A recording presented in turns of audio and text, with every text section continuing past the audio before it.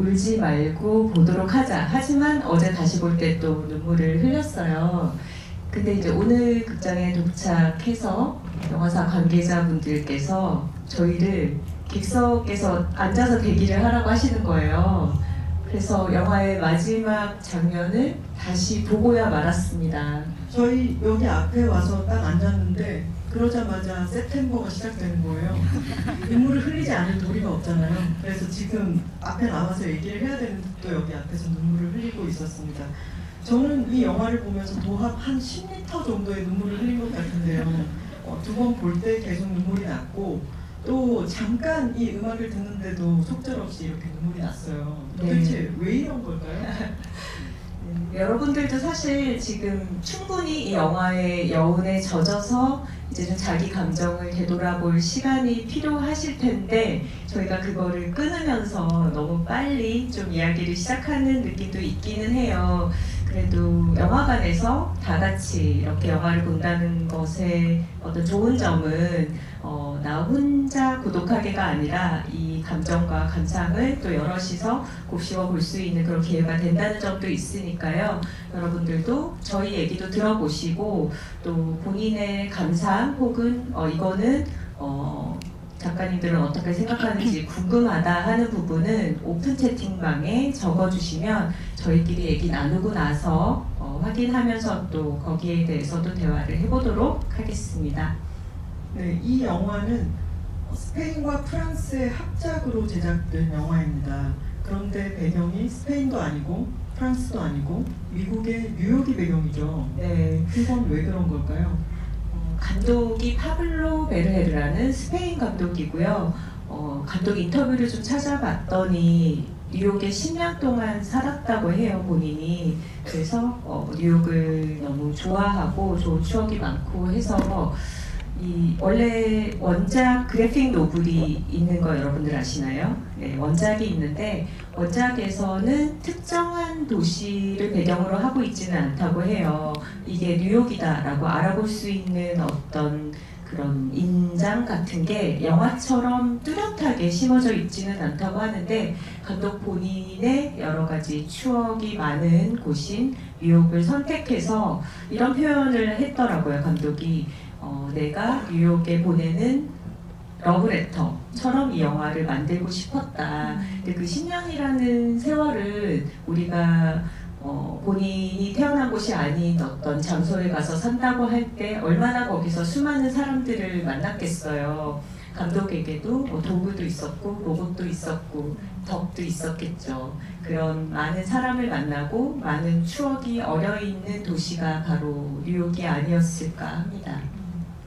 그리고 이 배경이 되는 뉴욕에 알아볼 수 있는 여러 지점들이 있죠. 뉴욕의 상징적인 서점인 스트랜드 서점이 나오기도 하고 이때는 또 쌍둥이 빌딩이 무너지기 전이었어요. 그죠? 네, 월드 트레이드 센터라고 하는 쌍둥이 빌딩이 유독 영화 속에 아주 여러 번 등장을 해요. 여러분들 확인하셨죠? 네, 영화 시작부터 아주 여러 장면의 다양한 각도로 쌍둥이 빌딩을 보여주더라고요. 아마도 정말 가슴 아픈 경로로 테러에 의해서 파괴되고 많은 인명 사상을 발생시켰던 그런 가슴 아픈 역사잖아요. 그래서 그런 일이 있기 이전에 말하자면 굿 올드 데이즈, 정말 뉴욕의 좋았던 시절을 회고하는 느낌, 그리고 어떤 뉴요커들이 공통적으로 갖고 있는 어떤 마음의 상처가 있기 이전에 조금 더 순수했던 시대를 떠올리는 느낌으로 아마 쌍둥이 빌딩을 계속적으로 보여주는 게 아닌가 그런 생각도 들었습니다. 감독님처럼 10년 정도 뉴욕에서 살지 않았던 우리들에게도 어떤 모종의 향수를 계속해서 자아내는 부분들이 가득하다는 생각이 들어요. 일단은 이 애니메이션의 색감이 아주 화사하다기보다는 조금은 톤 다운이 되어 있고 좀 바랜 필름 사진 색감이랄까? 그런 느낌을 주면서 어딘가 예전에 있던 나의 기억들 같은 것을 계속 자극하는 느낌도 받았습니다. 여러분들도 도구와 로봇을 보시면서 참 많은 사람들, 많은 인연들이 스쳐가지 않았나요?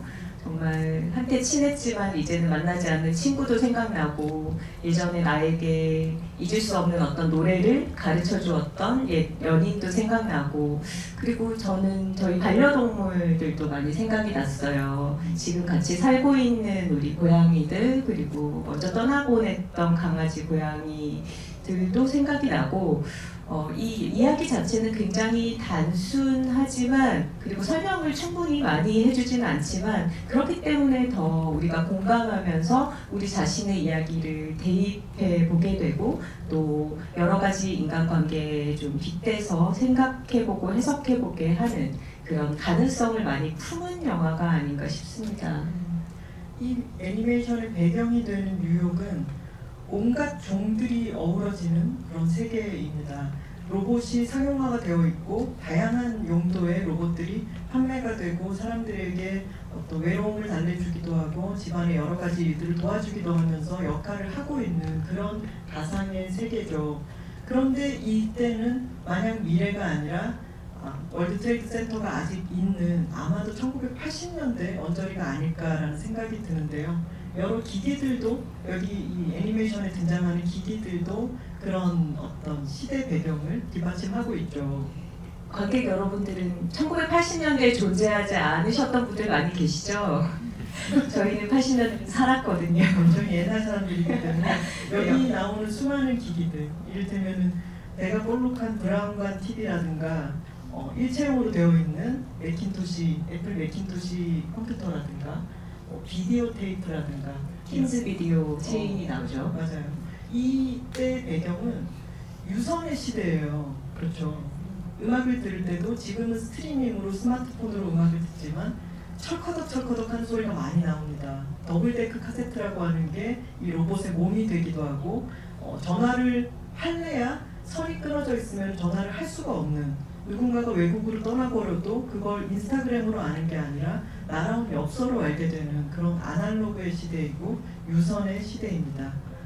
영화 만드시는 이제 작가들이나 감독들이 요즘 2020년대를 배경으로 해서 어떤 살인 사건이라든가 미스테리라든가 이런 거 쓰기가 너무 어렵다 이런 얘기를 하잖아요. 스마트폰으로 모든 증거가 남고 온갖 곳에 CCTV가 다 있고 그러니까 어떤 밀실에서 은밀하게 벌어지는 그런 비밀스러운 사건을 생각해내기가 굉장히 그런 고안 자체가 어려운 시대인데 로맨스라든가 관계에 대한 이야기도 마찬가지인 것 같아요. 이 스마트폰 시대에는 좀 외로워할 때도 그 외로움이 굉장히 빠르게 방해를 받잖아요.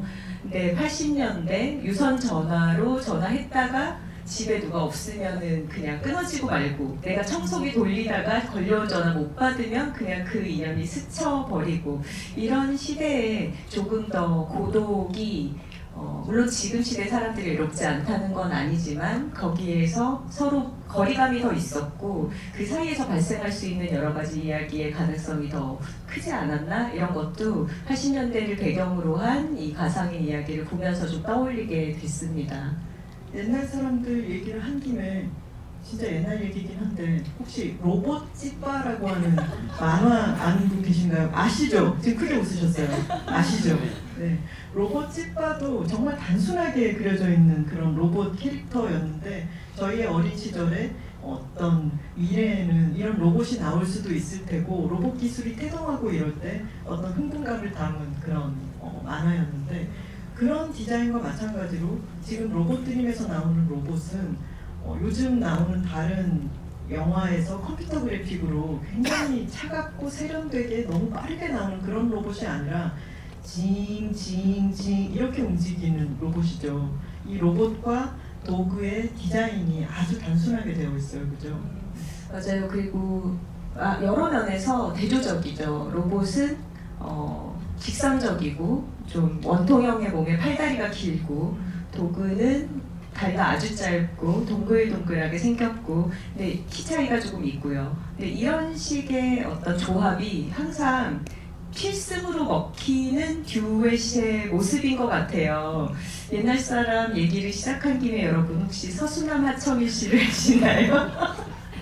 네, 죄송합니다. 지금 알아들으시는 분이 한 5분 정도 계신 것 같은데 그러니까 감독도 그 얘기를 하더라고요. 우리에게 친숙한 건 서수남 하청일 듀오지만 이제 사실 이 영화를 보면은 영화사적으로 오마주를 바치는 대상이 너무너무 촘촘하게 많이 들어가 있어요.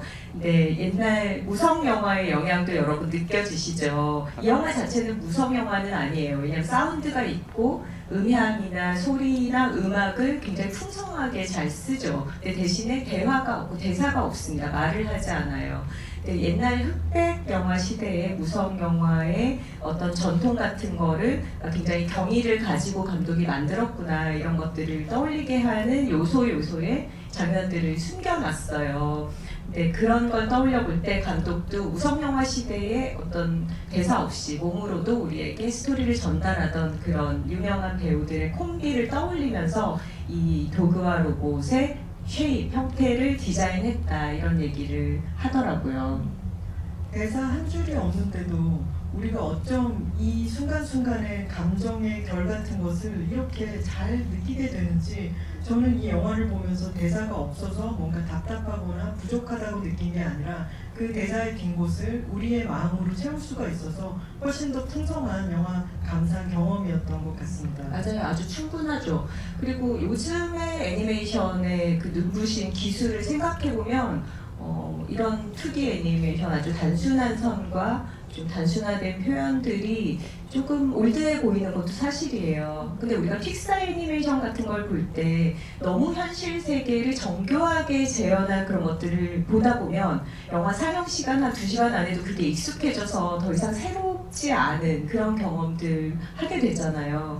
근데 이 영화는 아주 만화, 정말 애니메이션적인 그런 표현에 충실하면서 과장되지 않은 그런 것들이 더 영화가 담고 있는 감정을 더 집중해서 보게 만들고 좀 충실하게 표현하지 않나 싶어요. 그러니까 보면 우리가 익숙한 애니메이션의 되게 과장된 몸짓, 뭔가 막 이렇게 훨씬 더 지나친 표현 이런 게 없고 되게 사람처럼 이 캐릭터들이 움직이면서 감정의 동요가 있을 때 클로즈업으로 딱 들어가서 눈동자의 흔들림으로 정말 많은 걸 표현하잖아요. 근데 정말 이 까만 점두개를 보면서 내가 이렇게 눈물을 흘릴 일인가 그러면서 봤거든요. 뭔가 둘이 서로 그 해변에서 어쩔 수 없는 상황에 의해서 헤어지게 됐을 때 그 떨리면서 동요하는 눈동자 그리고 누워있는 로봇이 도구가 멀어져 갈 때 이렇게 그 눈동자 방향으로 도구의 존재를 살피는 그런 장면들이 참 뭔가 감정을 전달하기 위해서는 너무 많은 복잡한 테크놀로지가 필요한 게 아니다. 오히려 생략과 절제와 단순화를 통해서 더 많은 것을 담을 수 있지 않나 이런 생각도 들었고요. 이 대사가 없고 많은 것들이 생략되고 절제된 것에 비슷하게 이들의 관계가 남녀 간의 사랑인지 이게 어떤 우정의 일환인지 이들의 관계는 저 같은 경우에는 반려동물과의 관계에 대입하게 되기도 하고 여러 다양한 이름 붙이기 힘든 수많은 관계와 감정들을 이 관계 속에서 담아낼 수 있었던 것 같아요. 이 영화는 제가 비교적 젊은 때라고 하려고 그랬어. 예전에 보았던 어떤 고전적인 뉴욕을 배경으로 한 로맨스 영화들, 러브 어페라든가 이런 영화들을 떠올리게 하는데 그 영화들과 큰 차이는 그런 영화들은 실사로 남성 배우, 여성 배우가 나와서 둘의 연애 관계를 다루는 얘기였던 거죠. 근데 지금 이 로봇과 도그의 이야기는 꼭 이게 이성 간의 사랑을 다룬 이야기다라고 확정 지을 수가 없게 되어 있죠. 그렇기 때문에 수많은 다양한 감정의 결을 여기에 투영해서 볼 수가 있게 되는 것 같습니다. 반려동물과의 관계가 떠오른다 이런 얘기도 했는데 사실 도그가 하는 걸 보면 그 도그의 집을 여러분 자세히 보셨나요? 이렇게 혼자 외로워하다가 잠들고 할 때 창가에 도그가 오랫동안 간직해온 것 같은 작은 로봇들이 있죠. 그게 우리가 어릴 때 강아지 처음 키우기 전에 강아지 인형 같은 거부터 모으면서 막 굉장히 기대하고 기다리잖아요. 그러다가 실제 이제 자기의 친구로서 맞이하게 되는 그런 모습과도 닮아 있지 않나 싶고, 그리고 그 로봇들도 되게 깨알같이 스타워즈에 나왔던 3PO랑 R2D2 뭐 이런 캐릭터들을 넣어놨더라고요. 그러니까 감독이 정말 어떤 영화 팬들, 시네필들이라면 이거 여기서 이 영화 언급하고 있네 라고 발견하면서 되게 즐거워할 만한 그런 것들을 많이 숨겨놨더라고요. 그 도그의 아파트에 대해서 조금 더 언급을 해보면 제가 두 번째 보면서 발견한 게 거실에 앉아있을 때 뒤편에 요요라고 하는 영화 포스터가 붙어 있어요. 근데 약간 기괴하죠. 서커스 그 피에로 얼굴 같은 그런 포스터인데 그게 혹시 뭔가를 의미하나 싶어서 검색을 해봤더니 피에르 에텍스라는 감독, 프랑스 감독의 1965년 영화고 이제 그 시놉시스 설명이 이렇게 되는 거예요. 1920년대에 어느 저택에서 사는 부자 남자가 모자랄 거 하나 없이 풍요로운 생활을 누리는데 다만 너무 외롭다. 여기서 시작해요. 근데 너무 웃기지 않아요? 이 도그의 상황과 겹치잖아요. 도그는 물론 저택에 사는 부자는 아니지만 뉴욕의 이스트 빌리지의 작은 아파트에서 혼자 좀 충족된 삶을 살지만 이 도구의 가장 큰 문제는 외로움인 거죠. 그러니까 그런 식의 유머 코드를 은근히 숨겨놓은 것도 재미있었어요. 제가 아까 반려동물이 생각난다라고 얘기했지만 또 한편으로는 이 영화는 저는 다른 어떤 절절한 로맨스 영화보다도 아주 진실한 사랑 영화로 다가오기도 했습니다. 이렇게도 볼 수 있고 저렇게도 볼 수 있다는 게 이 영화의 아주 큰 매력인 것 같은데요. 저는 이렇게 외롭게 게임도 혼자서 하고 지내던 도그가 왼손 대 오른손으로 네, 그런 도그가 아미카 2000. 이 당시에 80년대 2000은 굉장한 미래를 뜻하는 그런 숫자였겠죠. 지금은 벌써 20년 전 고등학생 시절이죠. 그렇죠.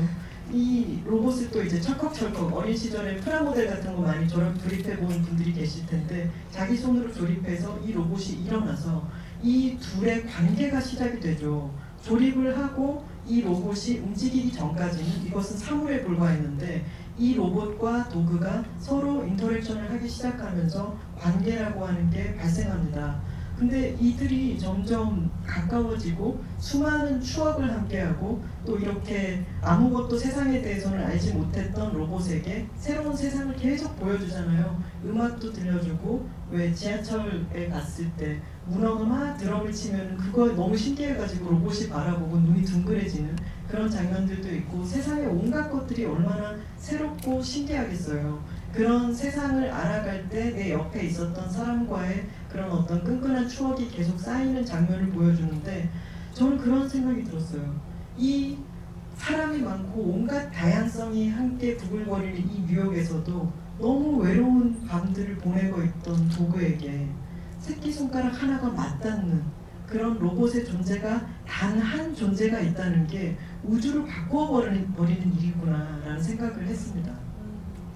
음악 얘기를 조금 더 해보자면 그 September가 참 신나는 노래잖아요. 그쵸? Earth, Wind and Fire의 September 저희도 아주 오랫동안 좋아해온 노래인데 사실 이렇게 유명한 영화에 쓸 때는 유명한 노래를 사용할 때는 좀 영화가 노래에 져버리는 경우가 많아요. 그냥 그 유명한 곡을 썸네가 되기가 쉬운데 로봇 드림 같은 경우에는 이 유명한 곡을 가져오면서도 완전히 좀 새로운 의미를 입혀서 이제는 september가 이 영화 때문에 들을 때 그냥 듣게 되지 않고 로봇 드림을 떠올리면서 듣는 노래가 된 것 같아요. 네, 영화를 찬찬히 보시면 참 다양한 소리로 가득합니다. 영화가 대사가 없는 대신에 서울도 마찬가지지만 뉴욕 같은 대도시는 고요한 순간이 없잖아요. 항상 뭔가 소음이, 생활 소음이 들려오고 옆집에서 틀어놓은 TV 소리부터 옆에 지나가는 차 소리, 빵빵거리는 소리, 사이렌, 온갖 소음으로 가득하고 그리고 여러분들이 눈여겨보셨는지 모르겠지만 영화 속에서 음악이라는 장치를 사용하는 방식이 로봇과 도구도 마찬가지지만 끼리끼리 어떤 무리를 지어 있는 영화 속에서의 친구 그룹으로 보이는 어떤 무리들은 모두 음악을 공유하고 있어요.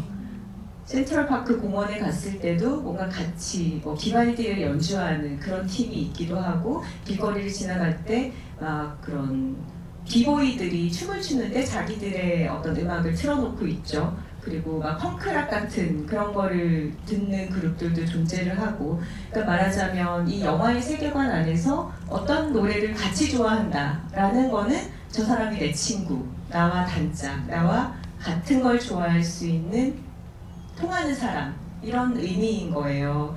근데 도그에게는 그런 존재가 없다가 이제 로봇과 함께 september를 틀어놓고 같이 이제 롤러스케이트를 타는 댄스 루틴도 생기고 하면서 나의 친구, 나와 마음을 나눌 존재가 생겨난 거죠. 그리고 이 영화 내내 september는 여러 순간의 변주가 됩니다. 영화를 보고 한동안 이 로봇이 휘파람으로 흥얼거리는 september가 내내 귓가를 떠나지 않더라고요. 그리고 둘이 멀리 이제 떨어져 있는 시간에도 이 노래를 로봇이 꿈속에서 흥얼거리면 마치 둘이 연결되어 있는 것 같은 느낌을 관객들은 받게 되고, 또 너무 즐거운 순간, 사실 우리가 마음 아픈 어떤 순간을 떠올려 보면 대부분은 아주 소중하게 기쁘고 즐겁고 행복했던 그 기억 때문에 마음 아플 때가 많거든요. 그거를 잃어버렸거나 그게 더 이상 내게 찾아와 줄 수가 없거나 해서 마음 아플 때가 많은데, 이 september라는 노래가 영화 속에서 바로 그런 역할을 해준 것 같아요. 여러분들은 아마 그냥 지나치셨을 것 같은데 영화를 2번 본 저희가 제공해 드릴 수 있는 꿀 정보가 있습니다.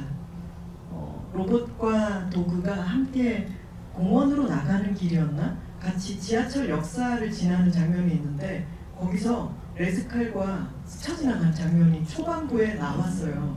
그러니까 뉴욕에 전혀 인연이 없을 때는 서로 스쳐 지나가는 사람이지만 그 사람과 다른 인연이 시작되어서 새로운 나를 발견하게 되는 그런 기회들이 사실은 굉장히 북적이고 있는 곳이 우리 인간 사회이기도 하다라는 것을 보여주는 것 같기도 했습니다.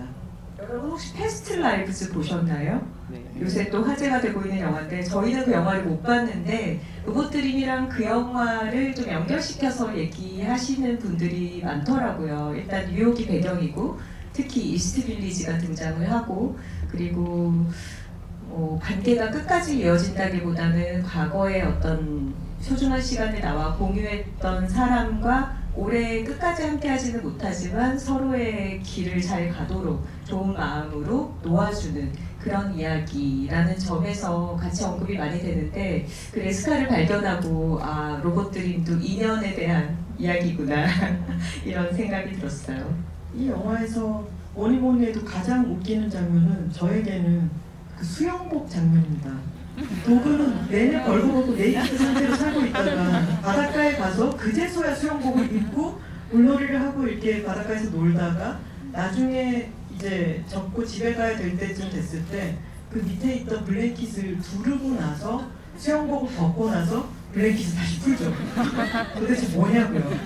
너무 웃기는 그 장면을 정점으로 거기서부터 너무 슬픈 일들이 막 이어지기 시작합니다. 하나 씨는 어디서 제일 많이 울었어요? 저는 처음 봤을 때는 제일 많이 운 거? 저는 후반부에서는 계속 울었기 때문에 어디서 더 울었다고 말을 하기가 힘들고, 2번째 봤을 때는 아, 나는 이제 스토리를 알고 있으니까 눈물을 좀 참을 수 있어 라고 생각했는데 둘이 사이 좋아지기 시작할 때부터 눈물이 나더라고요. 쟤들이 나중에 어떻게 되는데 뭐 이런 생각을 하면서. 참고로 김하나 작가 MBTI가 INFP입니다. 근데 여러분 생각해 보세요. 도그와 로봇입니다. 개와 로봇은 저는 충성심이라고 하는 말을 별로 좋아하지 않기 때문에 로열티라고, 충실함이라고 할까요? 네, 어떤 존재와 관계를 맺고 그 존재에게 그 개들의 눈망울을 떠올려 보세요. 얼마나 집중되어 있고 얼마나 깨끗합니까? 순수합니까? 아주 집중되어 있는 눈으로 상대를 바라보는 두 존재의 관계예요. 이건 오히려 어떤 인간들의 관계보다도 더 오히려 순수한 지점이 있는 그런 힘을 갖고 있는 영화인데, 이 로봇이 도구와 떨어져서 해변에 누워있을 때 끊임없이 꿈을 꾸죠. 그 꿈이 바로 이 영화의 제목인 로봇 드림이기도 한데, 꿈을 꿀 때마다 자기가 집이라고 생각하는 곳, 도구가 있는 곳으로 계속 그 집 앞으로 돌아가는 꿈을 꾸는 로봇이라니 설정 자체가 지금 또 얘기하다 눈물이 날 것 같아요.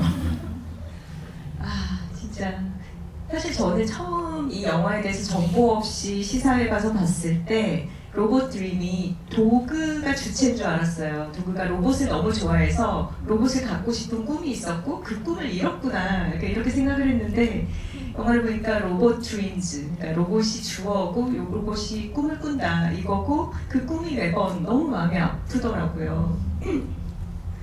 그리고 꿈이 항상 결말에는 도그가 있는 그 집으로 가서 끝나고 깨고 현실로 돌아오죠. 그래서 아 꿈이었구나 하면서 이 영화 속에서 오즈의 마법사를 둘이 같이 보잖아요. 킨스 비디오에서 VH 테이프를 빌려가지고 보는데 그러고 나서 이제 로봇의 꿈에서도 오즈의 마법사 버전의 꿈이 두 번째 꿈이었나 해서 재현이 되죠. 꿈속에서 그 오즈의 성 대신에 뉴욕이 실루엣으로 나오고 거기 또 여전히 쌍둥이 타워가 있고요. 근데 오즈의 마법사를 생각해 보면은 이제 거기서 도로시가 그 태풍을 만나서 집이 날려가고 거기에 마녀가 깔려 죽고 이제 여러 친구들을 만나죠. 허수아비와 뭐 사자와 깡통과 이렇게 만나고 마지막에 집에 돌아오는 얘기거든요. 그리고 이제 도로시의 마지막 대사가 There's no place like home. 집 같은 곳은 없어. 집이 최고야. 이러면서 끝나요. 그걸 생각하면 너무 마음이 또 미어지는 거예요. 우리 로봇이 그 영화를 같이 보고 그 대사를 생각하면서 계속 집으로 돌아가는 꿈을 꿨을 거라고 생각을 하니까 이제 september는 노래로서 로봇에게 각인된 어떤 도그와 자신의 테마송이라면 오즈의 마법사는 그런 영화라고도 할 수 있겠죠. 오즈의 마법사의 또 유명한 그 장면을 보면 서로 다른 존재들이 함께 그 노란 벽돌길을 걸어가는 장면이잖아요. 저는 영화에서 어떤 생각이 그리고 그 오즈의 마법사 장면이 등장할 때 이 애니메이션이라는 형식을 비튼 재미있게 활용한 장면이 나오죠. 프레임 밖으로 로봇이 내려옵니다. 그러고 나서 옆으로 걸어가서 이 프레임 전체를 회전시키죠. 그러고 난 뒤에는 이 화면 전체가 넘어가면서 그게 아니었나? 그 꿈이 끝날 때. 끝날 때였죠. 이것도 많은 영화들의 또 오마주이기도 한데 그 꿈에서 집을 찾아갔다가 이게 꿈이라는 걸 알게 되고 꿈이 깰 때 건물 그 파사드 전체가 이렇게 간판처럼 쏟아지면서 무너지잖아요. 그리고 그 앞에 로봇이 서 있고 이게 버스터 키튼 영화의 되게 유명한 장면을 패러디한 장면입니다. 네. 누워있는 로봇이 꿈을 꿀 때 한 꿈에서는 자신과 도그를 가로막고 있는 그 철책이 있잖아요. 잠깐 도그가 좀 너무 소극적이지 않나요? 그 하드웨어 그 끊는 거를 가지고 가서도 왜 자물쇠를 끊고 있나요? 그냥 철책을 끊으면 되잖아요. 본인이 걔인데 개구멍을 좀 만들어도 되는 거잖아요. 너무 온순해. 네, 너무 정석대로만 하려고 하고 그런 성격이 아니었나 싶은데 어쨌든 로봇이 누워있다가 꿈을 꿨을 때 한 번은 모래사장에서 붕 날아올라서 아주 위쪽에서부터 이 해변과 건물들을 내려다보는 시점이 나옵니다. 철책 따위를 쉽게 넘을 수 있는 존재가 된 것처럼 되는 장면이 나오는데 그것은 꿈이어서 가능한 거지만 사실은 우리 머릿속에서 너네 둘의 관계는 무엇이냐, 너희 둘의 관계는 인정되지 않는다, 또는 여기 이 영화 속에서는 로봇을 구하러 가기 위해서 도그가 저 빛으로 들어가야 된다라고 얘기할 때 커다란 관료제 건물이 있고 그 해변을 관리하는 당국에서 디나이드, 거절이라고 하는 도장을 찍죠. 이런 것은 이들의 관계가 만약에 그 밖에 사람이 있다고 생각해 보세요. 또는 다른 도구가 있다고 생각해 보세요. 그러면 그것을 그 문을 열겠죠. 하지만 로봇에게 가는 것은 마치 반려동물을 아직까지 우리나라 법안에서 다른 사람의 반려동물을 다치게 하더라도 그것이 재물손괴죄밖에 안 되는 때가 불과 몇 년 전까지 있었던 것처럼 그런 그 법이라든가 사람들의 인식의 그물망에 걸리지 않는 관계, 대한 이야기를 하는 것도 같았어요. 그리고 뭔가 혼인신고 같은 것을 제대로 할 수 없는 성소수자의 사랑 같은 느낌도 풍기죠. 그리고 오즈의 마법사도 어떤 퀴어적인 영화 코드로 많이 언급이 되는 작품이기도 하고요. 그래서 저는 그 철책을 넘는 그 장면이 오즈의 마법사에도 가장 유명한 노래가 Somewhere Over the Rainbow잖아요. Somewhere Over the Rainbow에 있는 이런 철책 같은 것이 있지 않은, 무지개도 다 그레이드로 다 이어져 있는 어떤 세상이잖아요. 그런 것에 대한 이야기를 하는 것처럼 들리기도 했습니다. 그러고 보니까 도그의 침실에 걸려있는 그 포스터도 핑크 플로이드 앨범인데 그 다크사이드 오브 더 문인가? 그 앨범이 프리즘을 통과한 빛이 무지개를 뿌리는 그런 사진이잖아요. 그것도 좀 연결되어 있다는 생각도 드네요.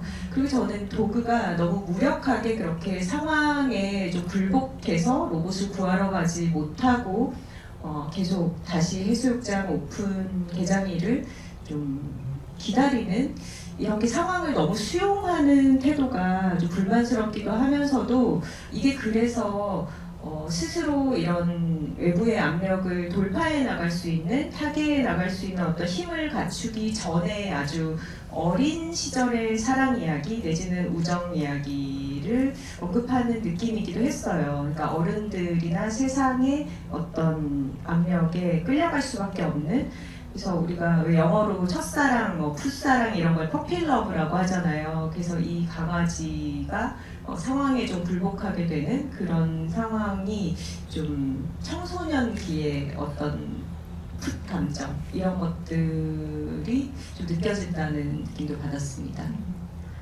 카톡에서 어느 분이 처음 봤을 때는 너무 슬퍼서 여러 생각을 할 겨를도 없었는데 두 번째 보니까 여전히 슬프긴 해도 있고 사실 그 안에는 가슴 아픈 기억들도 있지만 결국 그거를 껴안고도 소중했던 것들을 더 간직을 하는 존재라고 설정이 되어 있잖아요.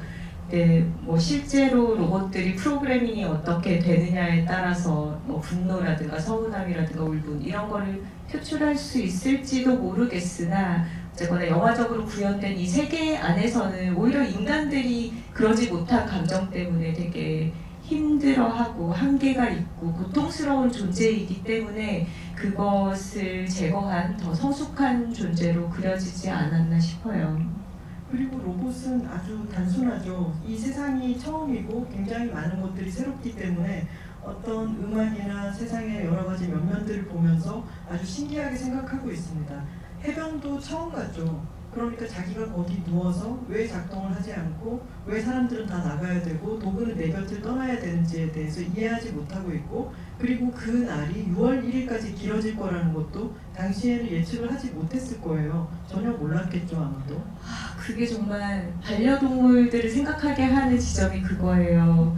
저도 저희 고양이가 열린 문틈으로 집을 나가서 한 이틀 정도 동네에서 배회했던 적이 있거든요. 그래서 간신히 다시 이제 찾아서 데려왔는데 만약에 그렇게 헤어져서 영영 얘를 잃어버린다면 어떤 설명도 해줄 수 없고 내가 일부러 널 버린 게 아니라는 것도 모른 채로 평생 그게 얼마나 마음에 슬픔과 고통이 됐을까. 그리고 무엇보다 그 아이가 버려졌다는 어떤 그 버림받는 느낌으로 살지 않았을까. 이런 걸 생각하면 너무 마음이 아프고 진짜 로봇이 해변에 누워있는 그 모습만 생각해도 네 점점점.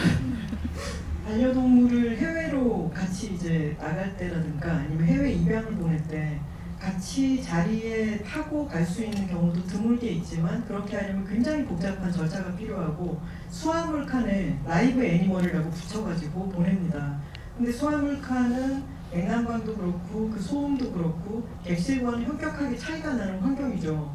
근데 그 아이들에게 우리가 12시간 지나면은 어느 나라에 도착하기 위해서 지금 너를 보내고 있는 거야. 12시간 뒤에 만나자 라고 설명을 할 수가 없죠. 그 동물의 입장에서는 로봇의 입장과 마찬가지로 내가 지금 여기 왜 있는지를 이해하지 못한 채 그곳에 갇혀 있게 되는 거잖아요.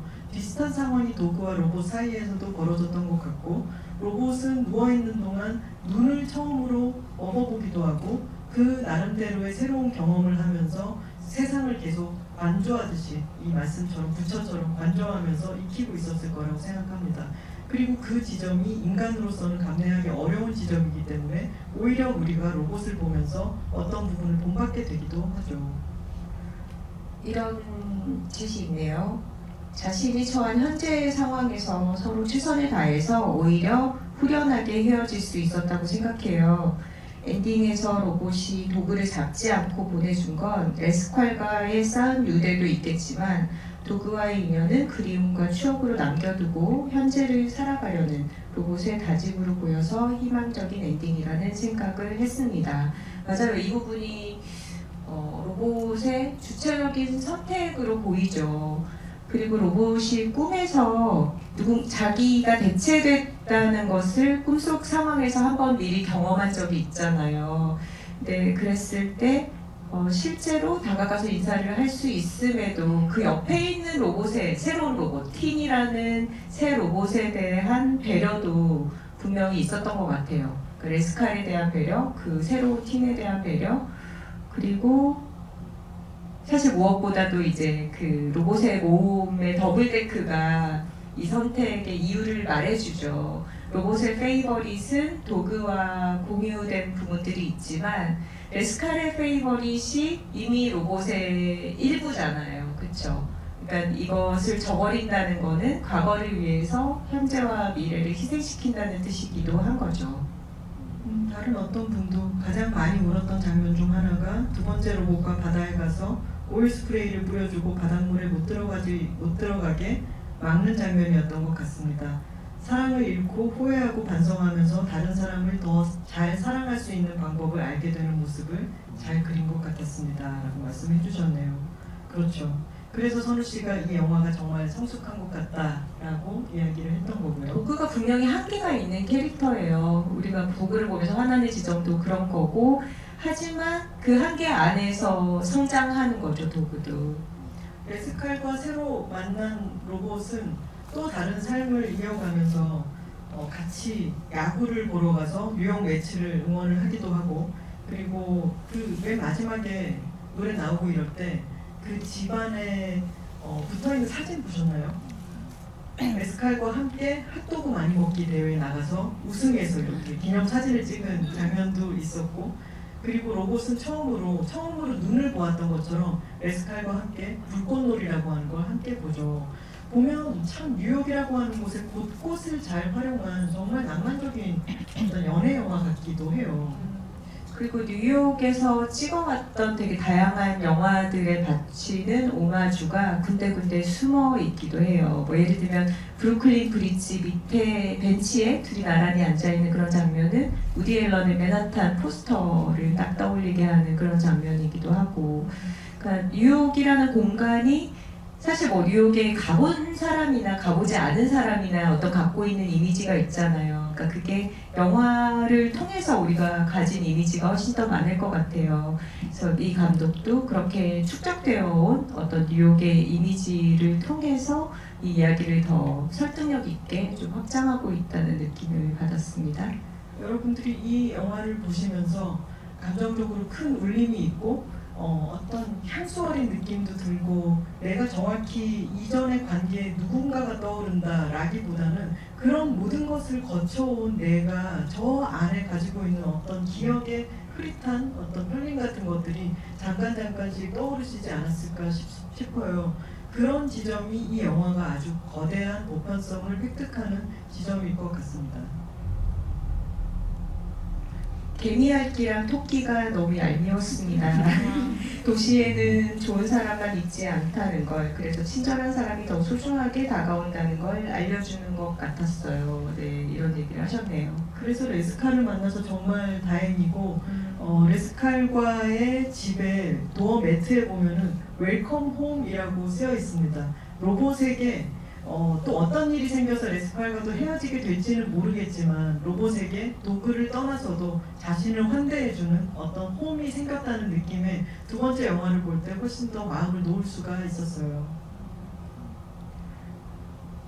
전화기를 들어서 통화를 시도하려는 장면이 나올 때마다 대사 없는 영화에서 전하 씨는 어떻게 표현할지 궁금하기도 하고 긴장되기도 하셨다 이런 표현도 있네요. 재밌네요. 그 전화 드릴 때 그 도구에 귀 보셨나요? 그런 디테일이 너무 귀여웠어요. 그리고 이 스쿠터 타고 갈 때도 귀가 이렇게 휘날리잖아요. 그러니까 막 사실적인 표현은 아니고 굉장히 단순화되어 있지만 되게 리드미컬한 그런 애니메이션의 어떤 시각적 쾌감 같은 걸 많이 담은 그런 장면들이었습니다. 저희가 1시간 정도 이야기를 했고요. 이제 마무리를 하면 될 것 같은데 저는 이 애니메이션에서 노래가 정말 중요하게 등장을 하잖아요. 그리고 맨 마지막에는 아예 그 더블데크 카세트가 로봇의 몸이 되어 있는데 위에도 아래에도 로봇의 페이보릿 송즈가 있고 에스칼의 페이보릿 송즈가 나란히 들어있죠. 그래서 추억이 가득한 나의 수많은 경험을 담고 있는, 그래서 더욱 사랑하고 있는 어떤 음악과, 그리고 나를 환대해주고 나에게 지배 역할을 해주며 나와 함께 옆에서 손을 맞잡을 수 있는 어떤 사람과 함께 듣는 해피라고 하는 노래가 한 몸에 들어가 있다는 게 우리 모두의 인생과 관계가 집약적으로 드러나는 것 같았습니다. 맞아요. 누군가와 함께했던 소중한 시간이 그 사람과의 헤어진다고 해서 끝나는 게 아니라 그게 좋은 방식으로 나를 구성하는 일부가 되고 또 다른 관계에서도 그것이 좋은 어떤 힘으로 작용할 수 있다라는 이야기를 본 것 같아서 참 생각하면 뭔가 되게 슬프면서도 그 슬픔이 그냥 가슴 아픔에 그치는 게 아니라 되게 좋은 슬픔이 있잖아요. 네, 여러분들 사실 GV 하면서도 계속 여러분이 우셔가지고 이런 경험은 저도 처음인 것 같아요. 네. 네, 곡 씹으면서 이 눈물이 그냥 기운 빠지는 눈물이 아니라 되게 감정적으로 좋게 정화되는 그런 눈물을 우리가 다 같이 흘린 것 같다 이런 생각이 드네요. 처음 봐서 오늘은 슬프기만 했는데 다음에 레스칼 위주로 한 번 더 보면 행복해질 것 같아요 하셨는데 그것은 저희가 장담하겠습니다. 다시 한번 레스칼 위주로 보시면은 마음이 훨씬 나은 채로 하지만 눈물을 흘리면서 보시게 될 거예요. 네, 근데 이제 확실히 극장에서 다시 잠깐 보니까 이 음향이나 음악이나 아니면 이런 부분들이 굉장히 이제 극장에서 보기 좋은 영화인 것 같아요. 확실히 작은 화면으로 보게 되면 좀 집중도도 놓치게 되고 그러니까 상영관이 아주 많지는 않은 걸로 알고 있는데 극장 상영할 때 또 다시 보시고 또 주변에 추천 많이 해주셔도 좋을 작품인 것 같습니다. 성우 씨 그 가면 안 가지고 왔어요? 저 가방 안에 있는. 제 가방 안에 있는 줄 가지고 아, 네. 네. 저희가 여러분들께 드리려는 건 아니고 자랑할 게 있거든요. 왜냐면 저희가 시사회를 갔을 때 너무 귀여운 이벤트를 하셨어요. 아니 영화사에서 되게 상영 회차마다 다양한 선물을 준비하시더라고요. 근데 그 인생 네컷 그거 되게 갖고 싶었는데 왜 그 로봇이랑 도그랑 둘이 같이 찍은 포토마톰 그 사진 네컷 있잖아요. 그런 것도 막 주고 그러시더라고요. 근데 저희가 시사회에 갔을 때 받은 것은 이것입니다.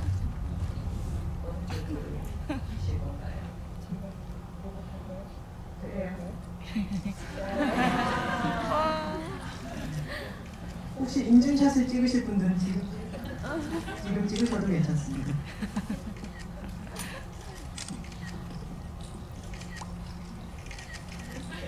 혹시 영화사분들 이거 남는 건 없나요? 예, 다 소진했다고 합니다.